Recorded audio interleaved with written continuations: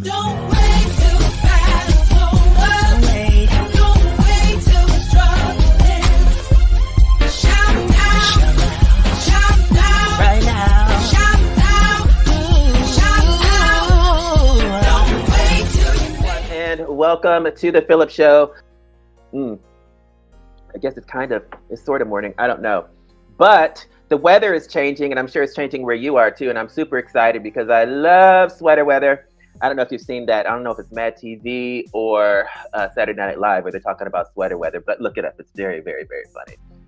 So our show, we talk about journeys, and we talk about the how and the who behind what we see, what we hear, what people are actually doing. As you know, a lot of the things that have been in your life have helped to shape who you are, shape your perspective, a lot of times shape your profession. Why are you so passionate about doing what you're doing? How did you gravitate towards that?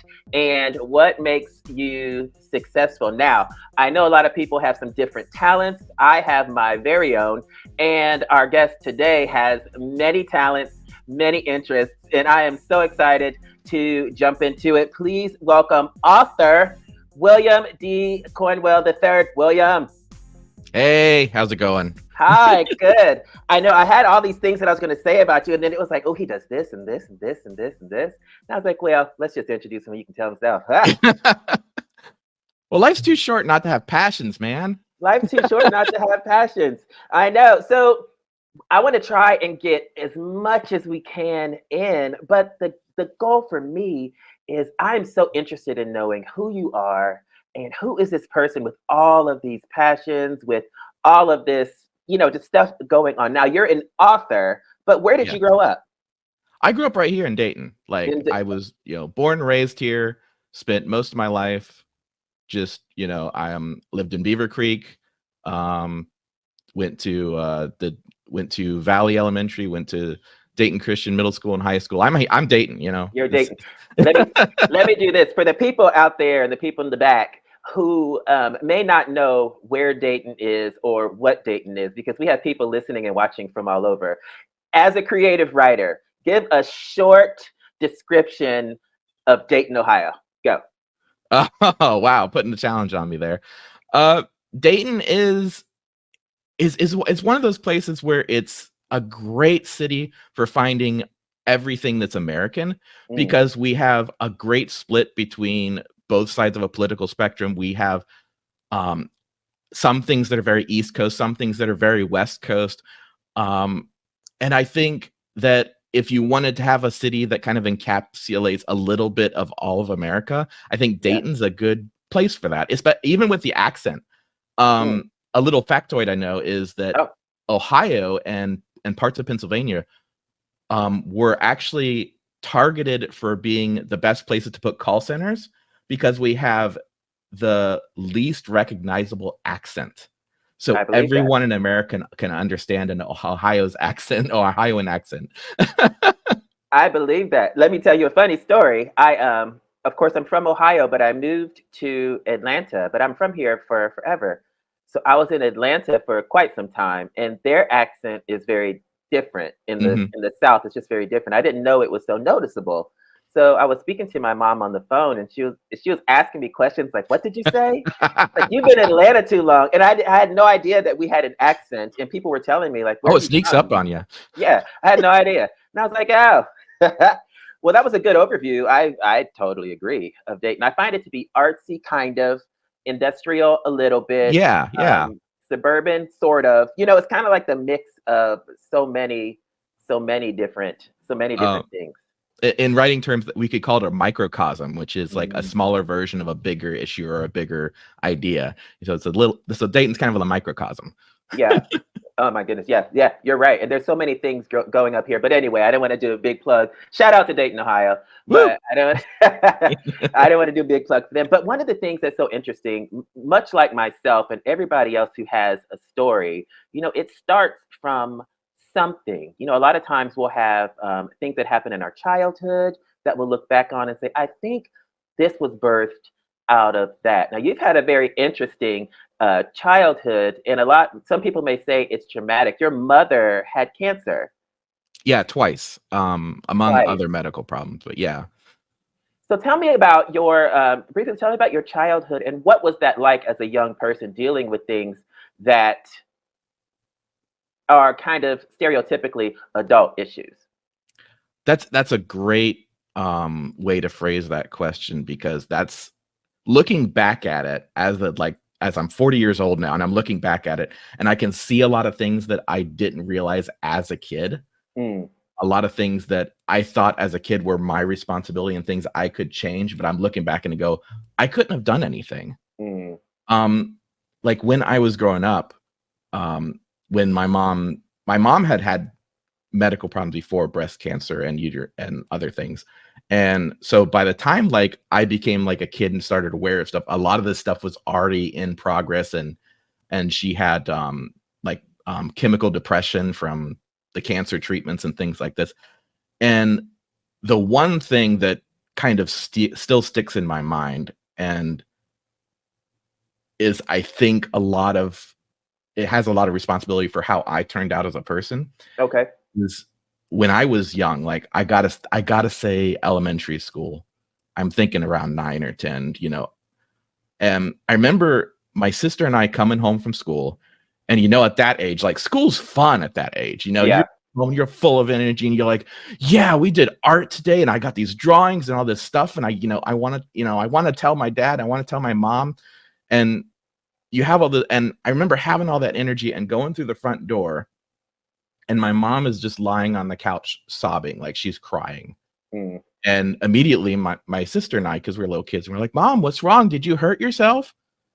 Um, and she's trying to explain depression to 9-year-old me and mm, my sister Amy.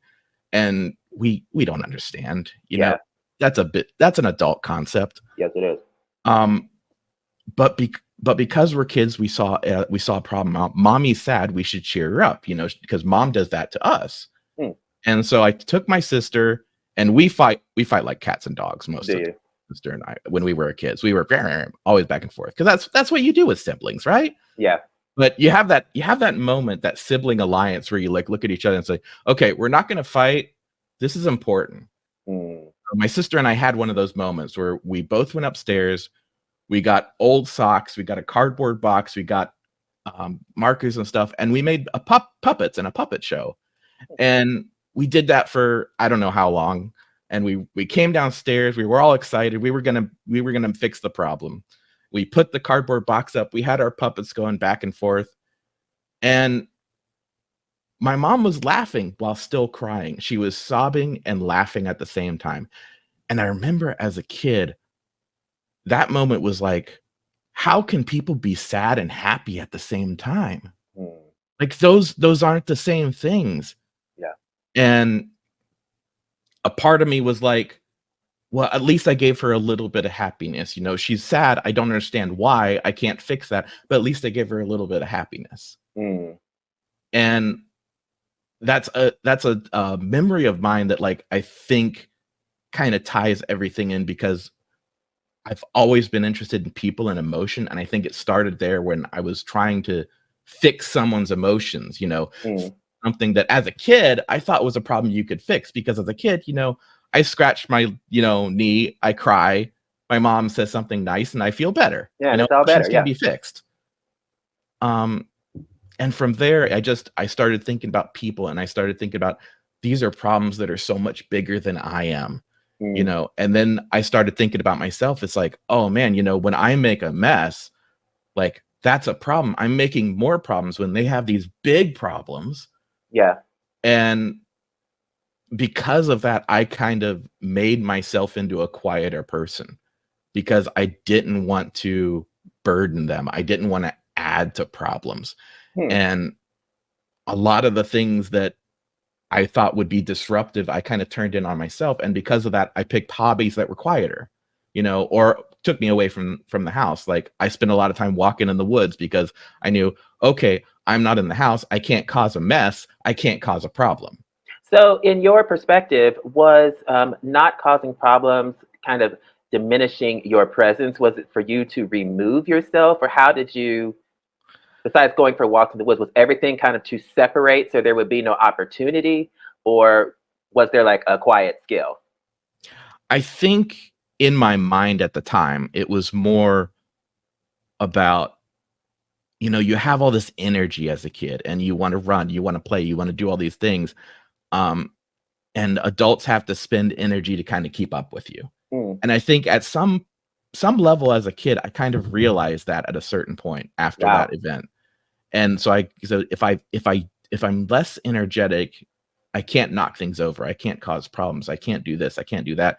And so I ended up doing a lot of reading. I spend a lot of time with video games because I can keep quiet doing those. I spent a lot of time outside because it meant that they didn't have to worry about me as much, which is funny nowadays because like kids go outside and the parents are like, oh my God, I haven't heard from their cell phone in 15 minutes. Where are they? Are they gonna Yeah. die? It's a Where different world. me It's a growing, different yeah, world. I growing up, it's like, okay, get home from school, dump my book bag, go outside and come back when it's dark, Yeah, absolutely. Back in the day, it's like if you're inside, that's a problem. Like, why are you in here? Oh yeah, Like, go inside was outside. boring, man. There Yeah, were sticks to throw and yeah, right. animals to chase, all I, sorts of fun stuff. so you're navigating through all that, and you're kind of, I don't want to use the word assimilating, but you're picking up different hobbies and things based on how you're perceiving your presence and what this is going to do, how it's going to be a benefit. Yeah, Um, yeah. Again, this very childlike view that it's, yeah, it's my suddenly I have a responsibility that isn't really mine. Um, because these are problems that are even bigger than adults can fix, like depression and cancer. These are things that are just a part of life. But as a kid, I had this notion, that it was part of my responsibility. And I think that made me, in a lot of ways, a much more serious kid than other kids. And okay. that also put distance on me. And so growing up, I didn't have a lot of close friends, Mm, because I didn't see a lot of people dealing with the kind of stuff I dealt with. And I didn't want to burden them with the things that were happening to either, right. because I was very focused on this, don't cause problems for other people. There's all these big issues that I can't fix, and maybe they can fix them if I stay out of the way. And that was like a big part of who I was. And so I didn't have a lot of close friends. I had like semi close friends, and even then, like I kept the friends just so my parents wouldn't worry about me Yeah. sometimes. Yeah. Right. Yeah. Yeah. Like, I have friends. They're over there. Yeah. Yeah, yeah, Yeah. So, exactly. so while you were doing and while you were kind of finding your way, because it seems like there is, I'm so interested in the identity component there, because it's almost like you're finding out who you are, but in the as you have a concerted effort to manufacture or to be very deliberate and intentional with how you're performing or what's being Yes, done yes, and how it's being, how people around you are impacting that. And then you're into, you said video games. Clearly, you're a creative writer. You got a book out, and we're going to talk yes. about that. But you video games. You love Star Wars. You love so many things that are very, very creative. Why does that capture your attention? The kind of more exciting creative part. Um, I think it all went back to, again, that puppet show where it Mhm. was that idea of creating something for other people, Yeah, for creating something to someone else and having an emotional reaction from it. yeah. And because that was such like a key memory to my childhood and growing up, I think it was something that I wanted to do. I wanted to write something or produce something or paint something that could cause an emotional reaction, that could connect to someone, and someone could say, hey, I've felt that before, I've been there Mm, before. And to bring that emotion forth, like the book that I'm trying to market and publish, it's a very emotional story. It's a story um about a person giving up their past and trying to find where they exist in a new world, mhm. and it's about having power but not feeling like you're the right person to have that power. And it's very and I wrote that because I found it myself emotionally compelling, and I wanted to make a connection. I wanted to present to people, here's something I find emotionally connecting. I want it to be like emotionally compelling. I want it to be compelling to you too. I want it to connect to you too. Through everything that you do, you're clearly a storyteller. And Mhm. what you just described about what this book is, it sounded, and let me know if I'm wrong, but it sounded a lot like the person that you were describing when you were younger. Like the Um, characteristics. Is there any sort of correlation? I mean, I think when any author writes, they incorporate some pieces of themselves. Hmm. Um, I think it's a little opposite because myself as a kid, I felt like I didn't have any power, and that was a and I was just like trying to make way for the people who did. In my book, it's very opposite. My main character has a lot of power. She's it's a superhero book, so she's like a former supervillain. And so she has the opposite problem of having a lot of power but not feeling like she's responsible enough to have that power. Gotcha. And it sounds like it reminds me, like even as you say it, it reminds me of, a child who has the responsibility, but it shouldn't be their responsibility, but here they are. And now it's like, okay, what Yeah. do we do? Yeah, that's neat. I just think that's neat. I'm all like on a No, psychology couch I right love now. it. Like, hmm. You're making connections that I didn't think about, and that's getting my mind worried now. You said worried. No, I think it's really great because sometimes, here, listen, for me, I also am creative. I do songwriting and Oh, I'm a awesome. producer and things like that. But I can look at certain things that I've created unintentionally. I can look back now and say, oh, that sounds just like this. Yeah, Because yeah, there's yeah. something familiar about it, whether I did it intentionally or whether it wasn't. Like this heartbreak sounds very familiar. Why is that? Oh my goodness, that's what happened. Or this sounds very agitated. That agitates me too. Yeah. So yeah, so I'd love to see those little threads. Let's talk about some movies. Okay. Let's talk about some movies. So what kind of movie buff are you? And then we're gonna get to your Um. back to your book. So I'm a bit of an eclectic Hmm. when it comes to movies. There's my mom and I actually bonded a lot over watching the Turner Classic Movie Channel, if you're aware of that. Yeah. Yeah, and all these old movies from like the 30s and 40s and earlier, black and whites. You get things like early Cary Grant and William Powell Mm, and Henry Fonda, which was Jane Fonda's father. okay. Um, and the thing that, again, I'm very much a storyteller, as you were saying. Yeah. The thing I love about watching these older movies is they're there before like algorithms and production like Mm, guidelines came into play, and so there was a lot of experimentation. yeah. And we lost a lot of like genres and ideas when I don't know if you're familiar with the history of Hollywood, but there was a thing called the Catholic Women's League, I believe. No, I'm not familiar And with that. basically in the 1930s, Hollywood was getting more money, they were getting more production values, and they were tackling some pretty heavy social issues of the time. They were started tackling racism and sexism and abortion and things that we still like are heavily debating, 70 years later. Yeah. Um, well, actually, almost 100 years later for some of those. Jeez, I'm Yeah. getting old. We won't But tell. We won't tell. at the time they were starting to push that power of, instead of having all your morals from the church or all your morals from like the schools and the government, there was this third branch that could give you morality and give you Mm, ideas of truth and justice through stories. And Hollywood was just beginning to present that. And because they were dealing with these issues that nobody else wanted to talk about or present in these ways, the Catholics and other organizations banded together in the guise of this Catholic Women's League, and they marched to Hollywood and say, you must abide by these things. Don't show these things, or we'll cause all the churches to boycott movies. And Hollywood interesting. was basically blackmailed into going by a strict set of guidelines for, I think, about 25, 30 years. Oh my.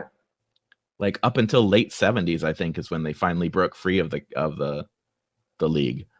And so there was this great suppression of ideas and creativity.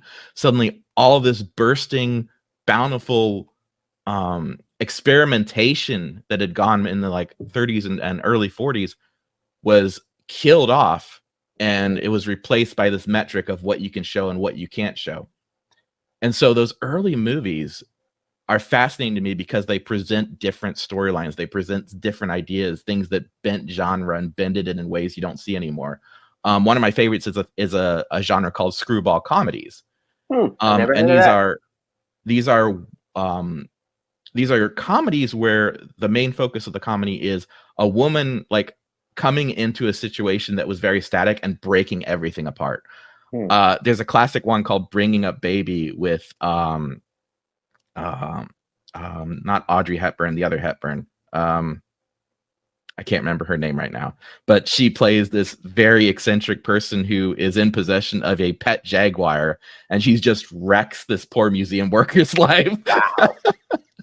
And it's so chaotic and it's so energetic, and they embrace the silliness and this kind of like this, like they tell you at the very beginning, like the premise is silly, the characters are silly, this isn't to be taken seriously. And I miss that a lot out of our modern movies, because modern filmography and even streaming services, they don't take these risks. They don't try to push into things that are new or different, or blend genres that haven't been blended before, or try characters, like putting characters together that, you know, maybe they shouldn't work, like Humphrey Bogart. Everyone knows who Humphrey Bogart is. You know, he's the classic noir guy, but he used to play a thug until another director said, you know, I want him for this role. I'm going to try something new, try something different.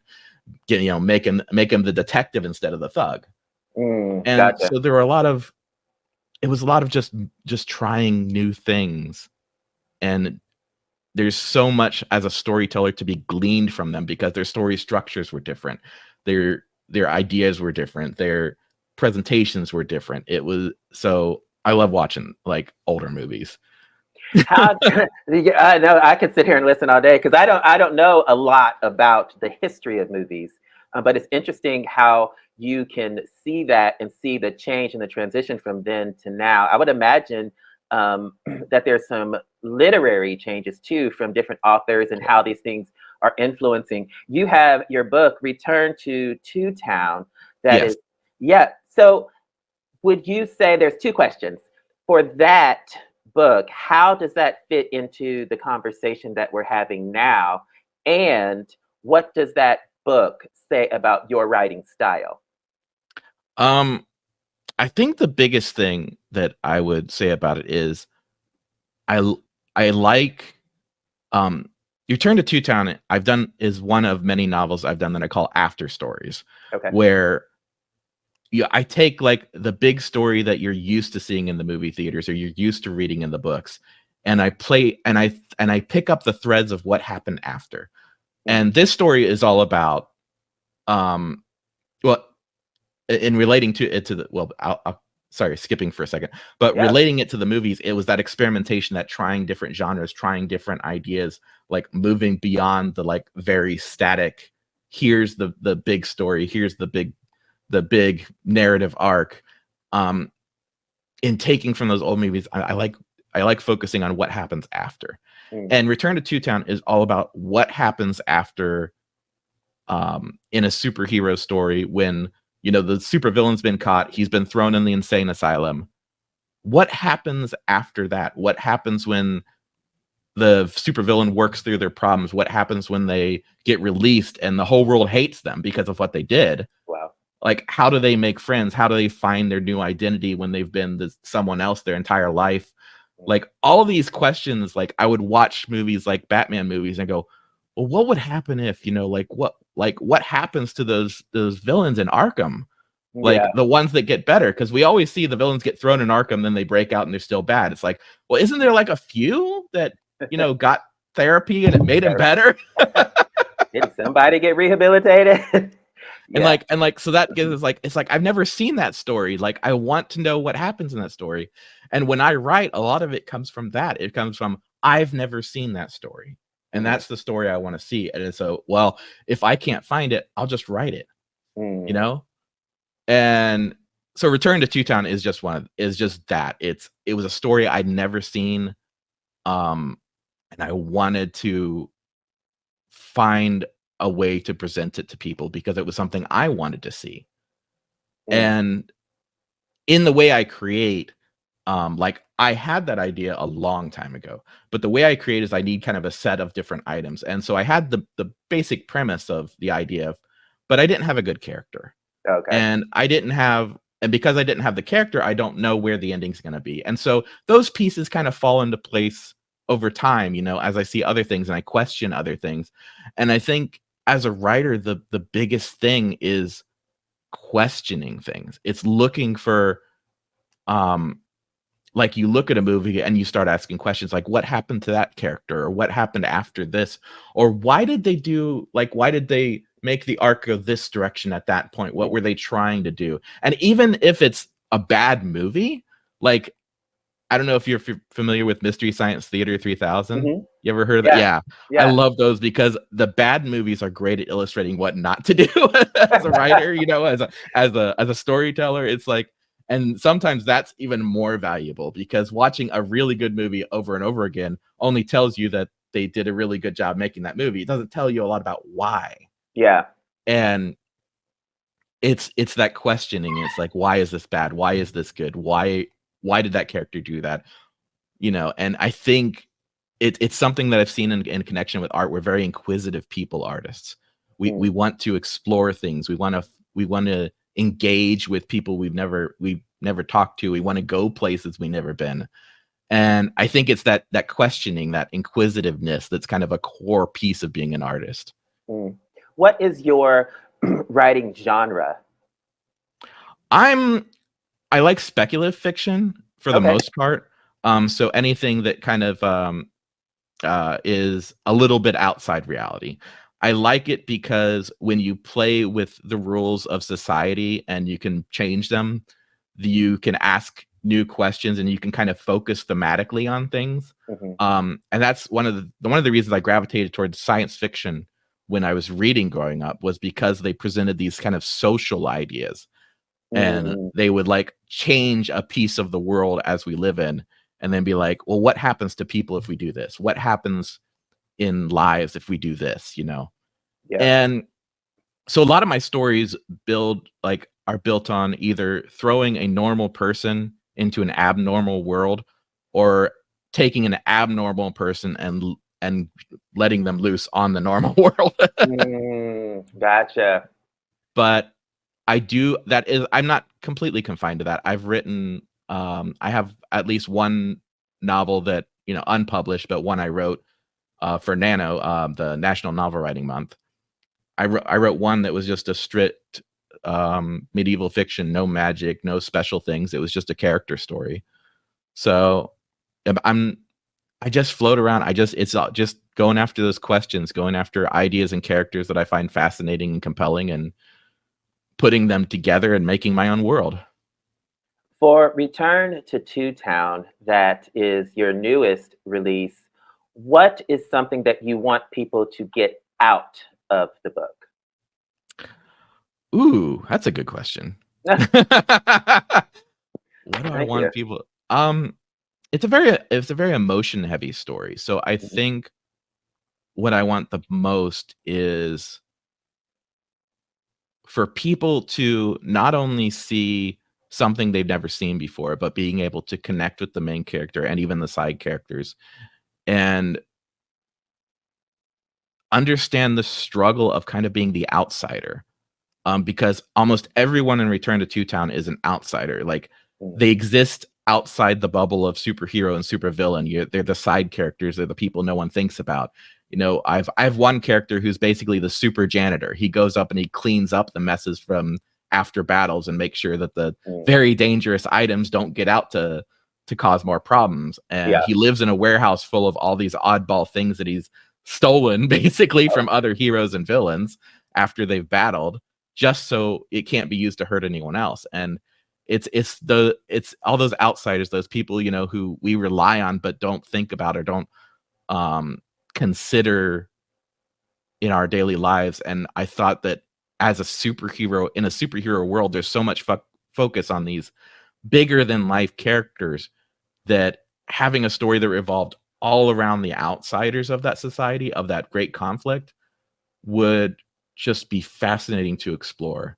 Mm, And I think because of that, I think what I want is to find those other people who were outsiders, who felt like maybe they didn't quite fit with where they grew up, or maybe they didn't quite fit with their family, or they didn't quite fit in the city they live in. mm, And that kind of um existence and that kind of loneliness, that very personal loneliness, um that serves to both kind of keep you isolated, but also give you like a unique perspective of the world and a yeah. unique lookout on the things around you, and also give you that connection with other people who've been through that.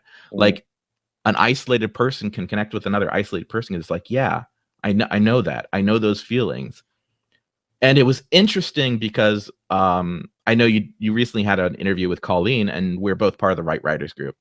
And we had a person come in a while ago that worked with the homeless and mhm, offered them like material support and medicines and things like that.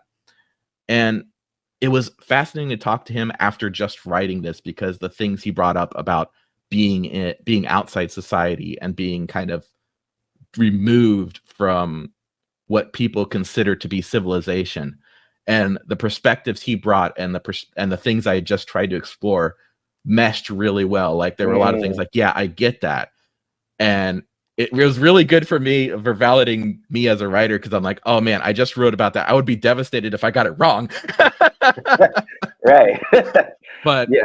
it's very validating to say, yeah, like what I'm exploring, even if it's in a fantastic world of superheroes, the personalities and the ideas and the struggles that people are going through, that's very real. Mm. William, I'm so glad that you came. Number one, I'm so glad that you took time out of your schedule to sit and chat with me.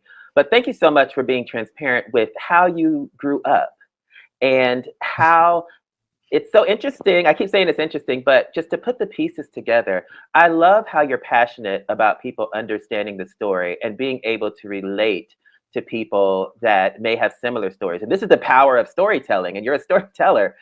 So this is the reason why connectivity is so important. This is the reason why, I guess, representation, is so important for somebody to be listening, to be reading, to be watching and say, hey, I went through that. Hey, that's me. Hey, there's hope for me. Hey, somebody's like me. You know what I mean? I love it. And I'm so glad that you were transparent enough to share it, but that you're bold and brave enough to continue, to write. And you have a platform where you can inspire, create, and, help so many people.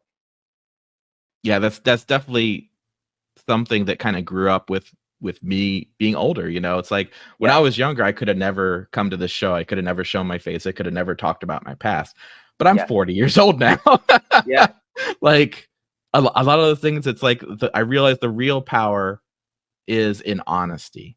Mm, Um, and I think in writing and in real life, if you have the like mental and emotional toughness to be like, yeah, this is who I am. If you don't like it, I don't care. Like yes. this is who I am. This is who I'm gonna be. I can't change who I am just to impress somebody, or I shouldn't change who I am just to impress Yes. somebody. And in writing, there's a lot of honesty too. One of my favorite authors is the late Sir Terry Pratchett, and he was a fantastic comedy writer and emotional commentator on the world. Like he took on so many really tough issues and kind of shined the light of what's at the core of the problem. What really are we debating here when you cut everything else away? And he did this in a fantastical world with trolls and goblins and things like that. But if you read it, you could see, oh, this isn't about trolls versus dwarves. This is about racism in a society. Yeah. And you read about this other thing, it's like, oh, this isn't about like this fantastical, like magical message service. This is about like the rise of corporate Mm, corruption and taking media and using it against the world. And so he had this way of making these fun, fantasy stories, but then cutting to the core of things that were serious and very important to our world as we know it. And I think it's in writing we're kind of telling 1,000 lies to reveal a very important truth. Yeah. It's we want to speak to society, but we're doing it in a fun way. We're doing it in a way where we're not sitting up on a podium and we're preaching. Yeah. And I think that that's important. And I think that's where entertainment comes in. And I think even with what you were saying before about how Hollywood was, there are meaningful and deep and meaty things to say, but we all can't say them in a heavy way. Sometimes you have to say it in a way that's able to be received, that's able to be ingested. It's either fun or captivating, but there is a message and there's a lesson here. So congratulations on return to Two Town. I hope that it's going to be amazing. And I hope that you stop back here on the PHILLIP Show and let us know how it's going, because I have a lot more questions for you when it comes to entertainment, movies. We didn't even talk about video games. Oh no, I could go off about narrative design in video games. Like one of the jobs I really want, if I could ever break into it, is video games. Oh, there's a job called a narrative designer and narrative director for video games, and they're basically like the overall story designer.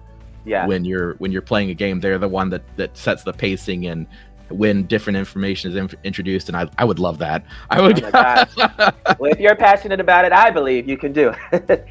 Maybe someday. Maybe someday. Well, thank you so much for being here.